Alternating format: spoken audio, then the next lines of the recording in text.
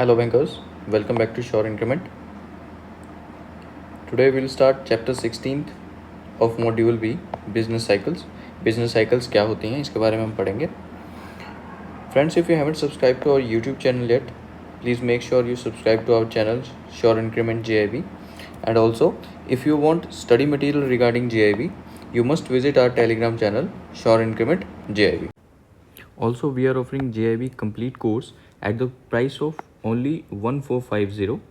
So you must visit our Telegram group. Our Telegram group name is Sure Increment JIB. Telegram group का जो link है वो मैं इस वीडियो के डिस्क्रिप्शन में ऐड कर दूंगा. वहाँ से जाके भी हमारे कंटेंट को आप एक्सेस कर सकते हैं. कंटेंट में आपको मिलेगा क्या क्या. फर्स्ट ऑफ ऑल आपको नोट्स मिलेंगे चैप्टर वाइज जो होंगे. आपको MCQs मिलेंगे, ये भी चैप्टर वाइज रहेंगे चारों बुक्स के. इसके अलावा आपको मिसलेनियस MCQs मिलेंगे सो दैट आप प्रैक्टिस कर सकें. एंड इसके अलावा आपको केस स्टडीज़ मिलेंगी. सो अगर आपको इन चीज़ों में से कुछ किसी चीज़ की भी रिक्वायरमेंट है so please you must visit our Telegram channel. So let us start our chapter business cycles. Business cycle में मेनली क्या होता है. फर्स्ट बूम आता है, देन रिसेशन आता है, नेक्स्ट इससे डिप्रेशन आता है, एंड जो लास्ट होता है इसकी रिकवरी आती है. रिकवरी के बाद अगेन बूम आता है. ये साइकिल चलता रहता है. First to second, second to third, third to fourth and again fourth to first. इसी साइकिल को बिजनेस साइकिल के नाम से जानते हैं. तो आगे हम इस चैप्टर को डिटेल में पढ़ते हैं. द टर्म बिजनेस साइकिल और economic cycle refers to economic wide fluctuations in production और economic activity over several month और ईयर्स. जो एक टर्म है बिजनेस साइकिल या इकोनॉमिक साइकिल है, ये किस चीज़ को रेफ़र करती है. जो पूरी इकोनॉमी में जो फ्लक्चुएशंस होती हैं, फ्लक्चुएशंस किस में, प्रोडक्शन में या फिर इकोनॉमिक एक्टिविटी में जो भी फ्लक्चुएशंस होती हैं. अब या तो इकोनॉमिक एक्टिविटी अच्छी होगी या इकोनॉमिक एक्टिविटी बुरी होगी. इनमें जो फ्लक्चुएशंस होती हैं ओवर द पीरियड, कितने पीरियड में, या तो वो मंथ्स में हो सकती हैं, ईयर्स में हो सकती हैं. होती ये ईयर्स में ही है.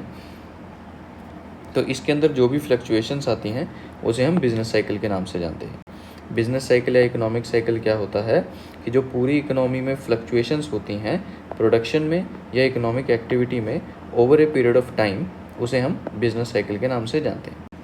These fluctuations occur around a long term growth trend and typically involve shifts over time between periods of relatively rapid economic growth, expansion or boom, and the periods of relative stagnation or decline, contraction or recession. अब इस fluctuation में क्या होता है, long term growth trend में क्या क्या हमको देखने को मिलता है. एक्सपेंशन या बूम देखने को मिलता है या फिर कॉन्ट्रैक्शन और रिसेशन देखने को मिलता है. Business cycle simply means that the whole course of business activity passes through the phases of prosperity and depression. Business cycle को सिंपली हम देखा जाए तो इसका मतलब क्या है कि एक बिज़नेस जो है वो प्रोस्पेरिटी में से भी पास होगा और डिप्रेशन में से भी पास होगा. मतलब वो ऊपर भी जाएगा और नीचे भी आएगा. वही क्या है, इसे ही हम जो ऊपर और नीचे जाता है इसे ही हम फ्लक्चुएशंस के नाम से जानते हैं.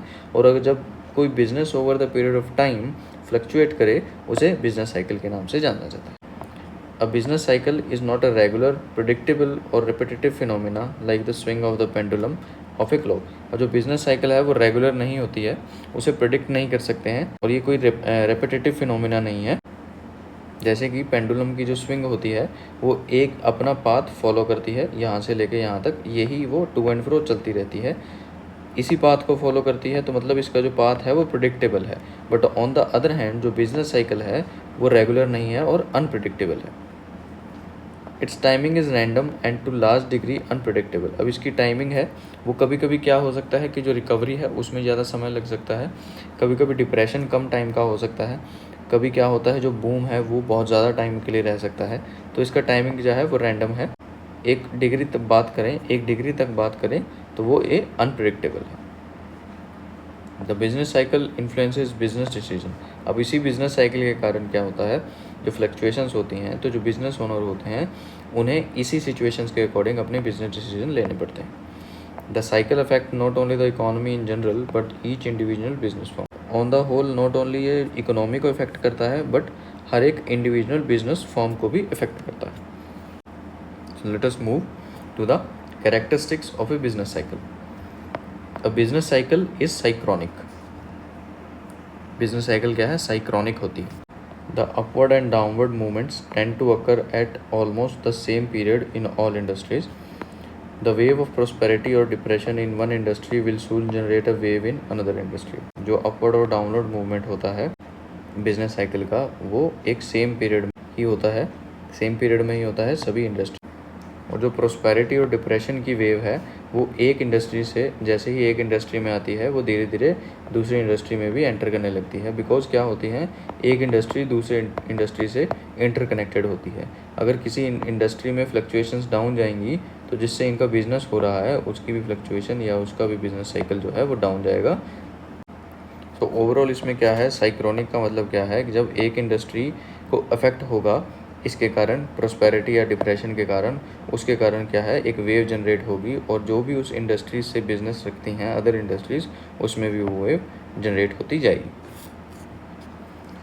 A business cycle shows a wave-like movement. The period of prosperity and depression can be alternatively seen in cycle. जो बिजनेस साइकिल है उसे हम ग्राफिकली देखें तो वो एक वेव-like मूवमेंट में आती है. Cyclical fluctuations are recurring in nature. The various phases are repeated. A boom is followed by depression and the depression again is followed by boom. Cyclic fluctuations है कि जब boom कंप्लीट होता है तब क्या है, डिप्रेशन आता है और डिप्रेशन कंप्लीट होने के बाद बूम आता है. यही हमने देखा, a boom is followed by depression, boom के बाद डिप्रेशन आएगा और depression is again followed by boom और डिप्रेशन के बाद अगेन बूम आएगा. There can be no indefinite depression और एटर्नल बूम पीरियड. अब किसी भी इनडेफिनेट पीरियड के लिए ना तो डिप्रेशन रह सकता है और ना ही बूम पीरियड रह सकता है. The up and down movements are not symmetrical. The downward movement is more sudden and violent than the upward movement. अब जो अपवर्ड और डाउनवर्ड मूवमेंट है यहाँ आप देख रहे हैं वो क्या है, सिमेट्रिकल नहीं होती. अपवर्ड और डाउनवर्ड मूवमेंट्स जो हैं वो सिमेट्रिकल नहीं होती हैं. जो डाउनवर्ड मूवमेंट होती है वो ज़्यादा सडन होती है और वायलेंट होती है अगर हम उसे कंपेयर करें किसी अपवर्ड मूवमेंट से. यहाँ हम देखते हैं ग्राफ में कि बिजनेस साइकिल को कैसे दिखाया जाता है, बिजनेस साइकिल की क्या क्या फेजेस होते हैं. A business cycle is identified as a sequence of 4 phases. Business cycle में क्या कौन कौन सी 4 फेजेस होते हैं. First is boom, second is recession, third is depression and fourth is recovery. तो यहाँ हम देखें इस पे जो है वो जीडीपी दिखा रखी है और इस पे जो है टाइम दिखा रखा है. अब जैसे जैसे टाइम बढ़ता है मार्केट जो है पहले नीचे होती है, धीरे धीरे बढ़ती है तो बूम पीरियड में आती है और यहाँ इसका मार्केट का पीक आ जाता है. अब पीक आने के बाद वो धीरे धीरे धीरे नीचे की तरफ जाती है, रिसेशन की तरफ, और उसके बाद धीरे धीरे और नीचे जाती है मार्केट डिप्रेशन की तरफ. और जब पीक आ जाता है डिप्रेशन का उसके बाद धीरे धीरे फिर से रिकवरी आनी स्टार्ट होती है और मार्केट अगेन बूम में आ जाती है. तो हमने जैसे पढ़ा था जो बिजनेस साइकिल है वो वेव लाइक स्ट्रक्चर में आती है. तो यहाँ पे आप देख सकते हैं ये एक वेव लाइक स्ट्रक्चर है किसका, बिजनेस साइकिल का, जिसकी मेन 4 फेजेस रहते हैं. Boom, second is recession, third is depression and fourth is recovery. These are the 4 important phases of business cycle. तो हम इसे एक एक करके आगे स्टडी करते हैं. Number 1 is boom. During the boom phase, production capacity is fully utilized and also products fetch an above normal price which give higher profit. Boom phase में क्या होता है, ज़्यादा लोगों की डिमांड होती है सो उस टाइम प्रोड्यूसर्स क्या करते हैं, ज़्यादा प्रोडक्शन करते हैं. ज़्यादा प्रोडक्शन के कारण क्या होता है, डिमांड ज़्यादा होती है और डिमांड होने के कारण जो है प्राइसेस भी हैं वो ऊपर की तरफ जाते हैं. अब प्राइसेस ऊपर की तरफ जाते हैं तो इसका डायरेक्टली मीनिंग ये होता है कि जो प्रोड्यूसर्स को है प्रॉफिट वो भी ज़्यादा जाता है. This attracts more and more investments. अगर किसी भी बिज़नेस में ज़्यादा प्राइसेस में लोग उसे ख़रीदने के लिए तैयार हो रहे हैं तो क्या होते हैं, इन्वेस्टर्स भी उस बिज़नेस की तरफ अट्रैक्ट होते हैं. तो यही इसमें लिखा हुआ है, this attracts more and more investments. To manufacture a greater number of products, entrepreneur purchase new machine and also employees work at higher wage rate. अब क्या होता है, इन जो डिमांड बढ़ जाती है उस सप्लाई को फुलफ़िल करने के लिए एंटरप्रेन्योर्स क्या करते हैं, नई मशीन को परचेज़ करते हैं और ज़्यादा से ज़्यादा एम्प्लॉयज़ को रखते हैं हायर वेजेस पे, ताकि ज़्यादा एम्प्लॉयज़ ज़्यादा काम करें और ज़्यादा प्रोडक्शन दे सकें. The increasing cost tendency of the factors of production leads to continuous increase in product cost. अब प्रोडक्ट कोस्ट में सबसे इंपॉर्टेंट जो रहता है वो रहता है कि प्रोडक्शन के अंदर कितना खर्चा आया है. अगर प्रोडक्शन के अंदर खर्चा आएगा तो प्रोडक्ट कोस्ट भी बढ़ जाता है. द फिक्स्ड इनकम ग्रुप और salaried class find it difficult to cope up with the increase in price. अब प्रोडक्शन कॉस्ट बढ़ गया है तो जो फिक्स्ड इनकम ग्रुप हैं और जो सैलरीड क्लास हैं उनको डिफ़िकल्ट हो जाता है इस बढ़े हुए प्राइसेस के साथ कोप अप करने में, क्योंकि उनकी सैलरी उस हिसाब से नहीं बढ़ती है जिस हिसाब से प्राइसेस बढ़ रहे हैं। As their income does not increase accordingly they are now compelled to reduce the consumption. अब उनकी इनकम उस हिसाब से नहीं बढ़ रही है तो उनको क्या करना पड़ता है, कंजप्शन को कम करना पड़ता है।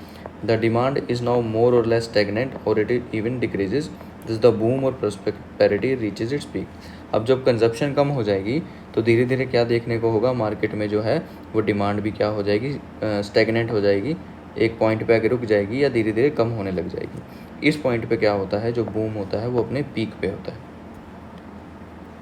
यहाँ पे हमने जो देखा, यहाँ पे धीरे धीरे धीरे क्या हुआ, यहाँ पे आके पीक आ गया बूम का। यहाँ पे आके डिमांड क्या हो जाती है, तो स्टैग्नेंट हो जाती है या धीरे धीरे कम होने लग जाती है। A boom has the following important economic characteristics. अब बूम के जो इंपॉर्टेंट इकोनॉमिक करेक्टरिस्टिक्स हैं वो देखते हैं। An accelerated and prolonged increase in demand. Boom में क्या होती है, बहुत तेज़ी से किसी प्रोडक्ट की, किसी कमोडिटी का क्या होता है, डिमांड में इंक्रीज आता है। Demand peaks to level that exceed sustainable output production level. और डिमांड इतनी भी बढ़ जाती है कि जो प्रोड्यूसर्स होते हैं उनके पास इतना रिसोर्सेज नहीं होते हैं कि वो डिमांड को फुलफ़िल कर सकें, वो प्रोडक्शन लेवल से ऊपर चली जाती है। Economy heats up and A demand supply lag becomes apparent.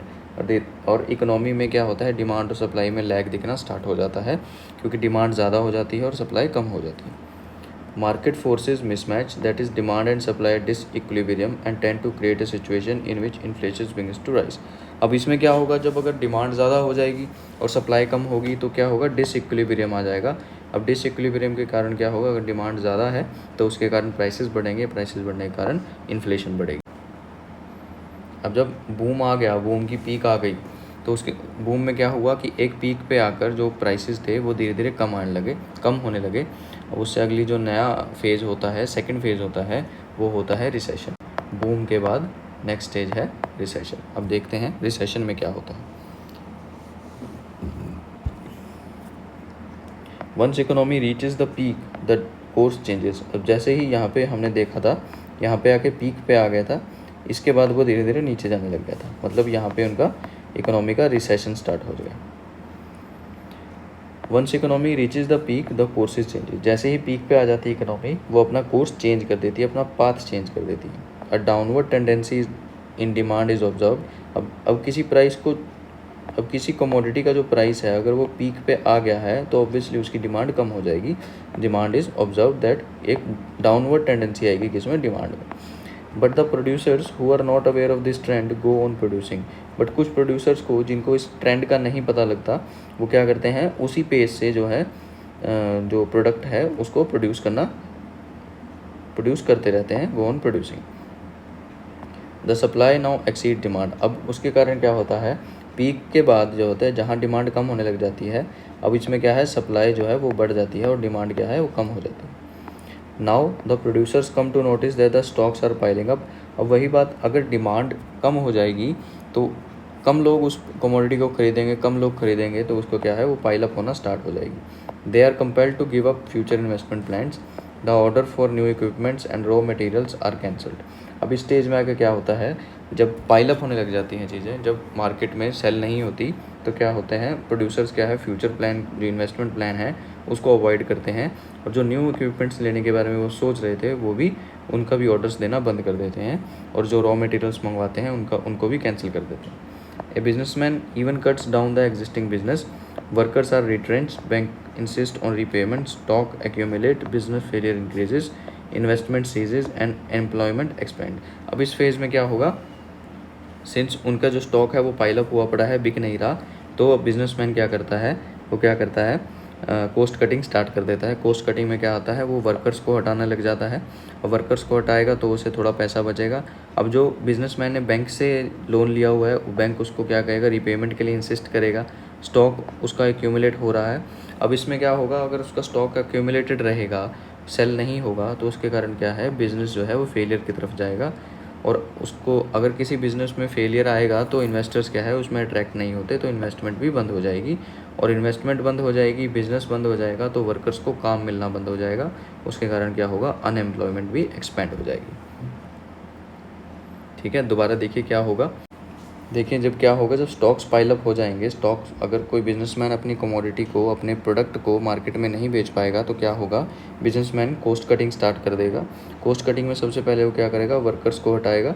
Workers को हटाने के कारण एक सबसे बड़ी जो प्रॉब्लम आएगी वो क्या आएगी, unemployment.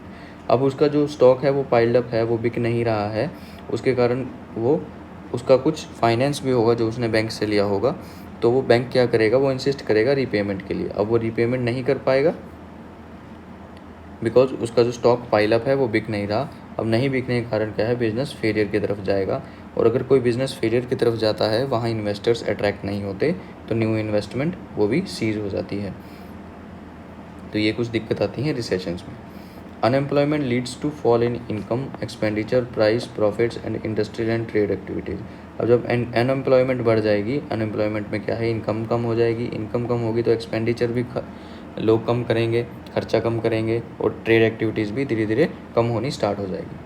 Desire for liquidity increases all around. Producers are compelled to reduce price so that they can find money to meet the obligation.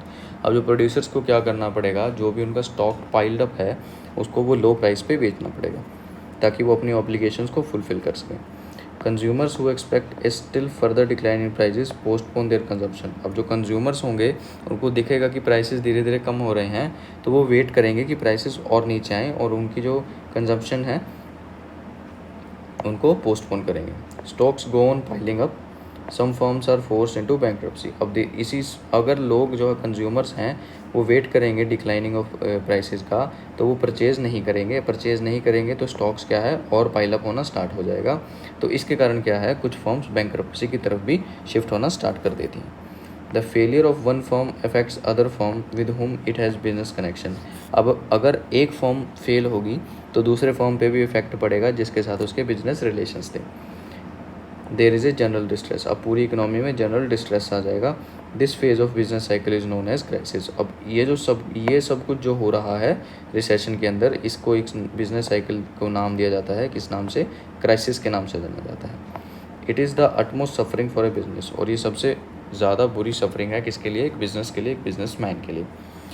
So let us see some major characteristics of recession. Recession में majorly क्या होता है, there is a general decline in demand and economic activity slow down. Demand होती है उसमें general decline आता है और इकोनॉमी में भी, एक्टिविटीज़ में भी स्लो डाउन आता है। इन्फ्लेशन रिमेन्स लो और shows further sign of falling. Inflation जो है वो कम रहती है और नीचे जाने की तरफ साइन शो करती है।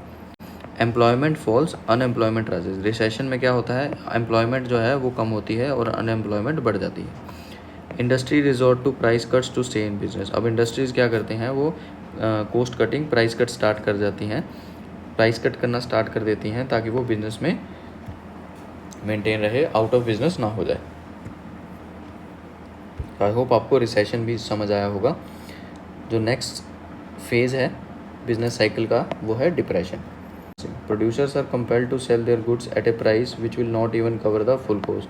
अब जो स्टॉक्स पाइल्ड अप हो चुके हैं उसके कारण क्या हो, ऐसे प्राइस पे भी अपना प्रोडक्ट बेचना पड़ता है जिसमें उनका ओवरऑल जो पैसा लगा है, प्रोडक्शन कॉस्ट है, वो भी पूरा नहीं हो पाता है। As a consequence workers are thrown out. अब सबसे पहले क्या होगा, अगर उनका कॉस्ट कटिंग करनी है, उनको पैसे बचाने हैं, सिंस उनका जो कमोडिटी है वो बिक नहीं रही है, प्रोडक्शन बिक नहीं रहा है, तो सबसे पहले क्या करते हैं, वो वर्कर्स को हटाना स्टार्ट कर देते हैं, जो उनकी सैलरी है वहाँ से पैसा बचाना स्टार्ट कर देते हैं। The remaining workers are poorly paid. और जो वर्कर्स बच जाते हैं उनको भी पुअरली पे किया जाता है।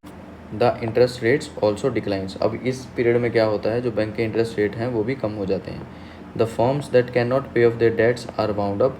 और जो फर्म्स जिन्होंने बैंक से फाइनेंस ले रखा है, उनकी इनकम ना होने के कारण वो क्या करना है, इनकम ना होने के कारण वो अपने डेट्स को फुलफ़िल नहीं कर पाते और इवेंचुअली क्या होती हैं, वो बंद हो जाती हैं। Prices of shares and securities fall down.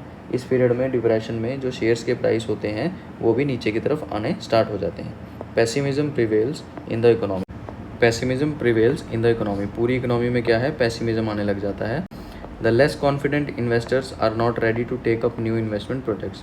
और जो कम कॉन्फिडेंट होते हैं इन्वेस्टर, वो नए इन्वेस्टमेंट प्रोडक्ट्स को लेकर बिल्कुल भी कॉन्फिडेंट नहीं होते हैं, बिल्कुल भी उनके अंदर विश्वास नहीं होता है कि सिंस डिप्रेशन में है इकोनॉमी, तो जो भी इन्वेस्टमेंट होंगी वो ख़राब हो जाएंगी, इसलिए क्या होते हैं इन्वेस्टर्स ज़्यादा इन्वेस्ट नहीं करते हैं।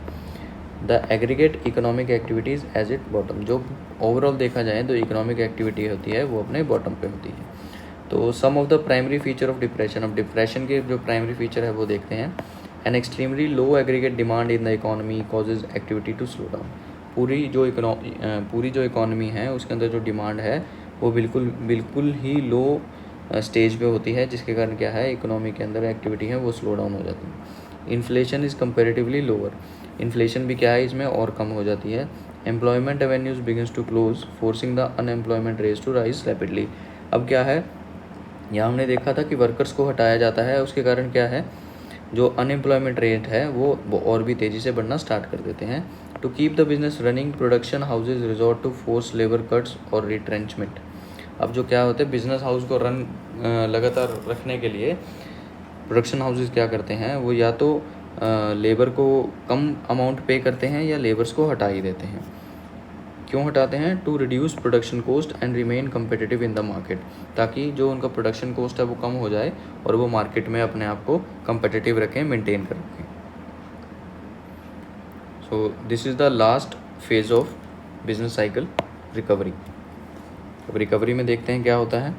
Depression phase does not continue indefinitely, अब जो डिप्रेशन फेज है वो बिल्कुल इनडेफिनेट पीरियड के लिए नहीं होता है, वो किसी ना किसी पॉइंट पे आके ख़त्म ज़रूर होता है। Depression contain in itself the germ of recovery, depression के अंदर ही रिकवरी के जर्म्स पाए जाते हैं। कैसे, वो हम आगे देखते हैं।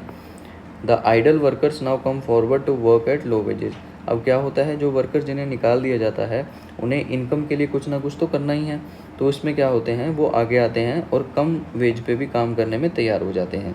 As the prices are their lowest the consumers who postpone their consumption expecting a still further fall in price now start consuming, और जो कंज्यूमर्स ने जो कंजप्शन है वो बंद की हुई थी इस होप में कि प्राइस और नीचे जाएंगे, अब वो क्या करते हैं कंज्यूम करना स्टार्ट कर देते हैं। The banks with accumulated cash reserves now come forward to give loans at easier terms and lower rates, अब बैंक्स भी जिनके पास कैश रिजर्व बहुत ज़्यादा हो जाता है, किसके कारण, डिप्रेशन के कारण, तो वो लोअर रेट पे लोगों को लोन देना स्टार्ट कर देते हैं ताकि इकोनॉमिक एक्टिविटीज़ को फिर से एक पुश मिल सके। As the demand increases the stock of goods become insufficient, अब क्या है जैसे जैसे लोगों को बैंक लोन देंगे वैसे वैसे लोगों के पास पैसा आएगा और वैसे वैसे उनकी जो डिमांड है फिर से धीरे धीरे बढ़नी स्टार्ट हो जाएगी। अब डिमांड बढ़ेगी तो जो स्टॉक थे पाइल्ड अप थे वो धीरे धीरे कम होना स्टार्ट कर देंगे। The economic activity now start picking up, investment picks up and employment at output slowly and steadily begin to rise, यही जो मैंने आपको बताया कि धीरे धीरे इकोनॉमिक एक्टिविटी में स्टेडली राइज आना स्टार्ट हो जाएगा। Increased income leads to increase in demands resulting in rise in price, profits, further investments, employment and incomes. अब जैसे जैसे इकोनॉमी में एक्टिविटी बढ़ेगी क्या होगा, डिमांड में भी इंक्रीज़ होगा, जो प्राइसेस हैं कमोडिटी के वो भी बढ़ेंगे, प्रॉफिट्स बढ़ेंगे, धीरे धीरे इन्वेस्टमेंट भी बढ़ेंगी, एम्प्लॉयमेंट भी बढ़ेगी और इनकम भी बढ़ेगी। The wave of recovery once initiated soon begins to feed upon itself, और जैसे ही धीरे धीरे रिकवरी की वेव स्टार्ट होती है वो अपने आप को और ऊपर की तरफ पुश करना स्टार्ट कर देती है। स्टॉक मार्केट्स बिकम अलाइव दस हैसिंग द रिवाइवल, स्टॉक मार्केट जो डिप्रेशन और रिसेशन में नीचे की तरफ चली गई थी वो भी अब धीरे धीरे रिवाइव होना स्टार्ट कर जाती है। Optimism develops among the entrepreneurs, अब एंटरप्रेन्योर्स में भी ऑप्टिमिज्म आ जाता है, आशावादी हो जाते हैं वो कि वो और इन्वेस्टमेंट करें ताकि वो अपना प्रॉफिट्स हैं वो बढ़ा सकें।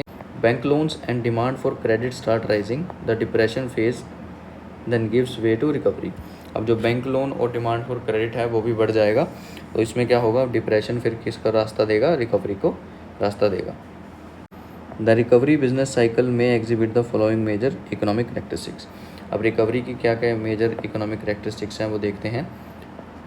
N increase in aggregate demand which must be accompanied by increase in the level of production, अब इसमें क्या होगा, एग्रीगेट डिमांड बढ़ेगी और साथ के साथ जो क्या है लेवल ऑफ प्रोडक्शन भी बढ़ेगा ताकि वो डिमांड को फुलफिल कर सके।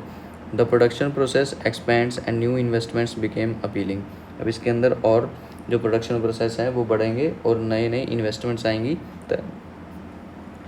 जिसके कारण इकोनॉमी को पुश मिलेगा। As demand rises inflation rises as well, making borrowing cheaper for investors. अब जैसे जैसे डिमांड बढ़ेगी वैसे इन्फ्लेशन भी बढ़ेगी और जो बोरोवर के लिए जो है बैंक क्रेडिट है वो चीपर हो जाएंगे।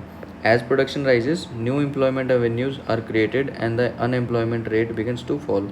और जैसे ही डिमांड बढ़ेगी प्रोडक्शन भी बढ़ेगी, प्रोडक्शन बढ़ेगी तो एम्प्लॉयमेंट रेट भी बढ़ेंगे और उसके कारण क्या है, एम्प्लॉयमेंट जो अनएम्प्लॉयमेंट रेट्स हैं वो भी धीरे धीरे नीचे की तरफ जाना स्टार्ट कर देंगे। सो आई होप आपको ये बिजनेस साइकिल समझ आई होगी कि फर्स्ट जो स्टेज है वो रहती है बूम, सेकंड जो स्टेज है वो रहती है रिसेशन, थर्ड स्टेज रहती है डिप्रेशन एंड फोर्थ स्टेज जो रहती है वो रहती है रिकवरी। इस फर्स्ट सेकंड थर्ड फोर्थ ये जो साइक्लिक फंक्शन चलता है इसके अंदर बूम से रिकवरी का, तो इसी को रिकवरी से अगेन बूम का, इसी को हम बिजनेस साइकिल के नाम से जानते हैं। सो आई होप आपको ये चैप्टर समझ आया होगा। फ्रेंड्स, अगर आपको ये चैप्टर समझ आया है तो please like this video and share this video with your colleagues and comment down below अगर आपको कुछ इसमें से भी समझ ना आया हो। Thank you.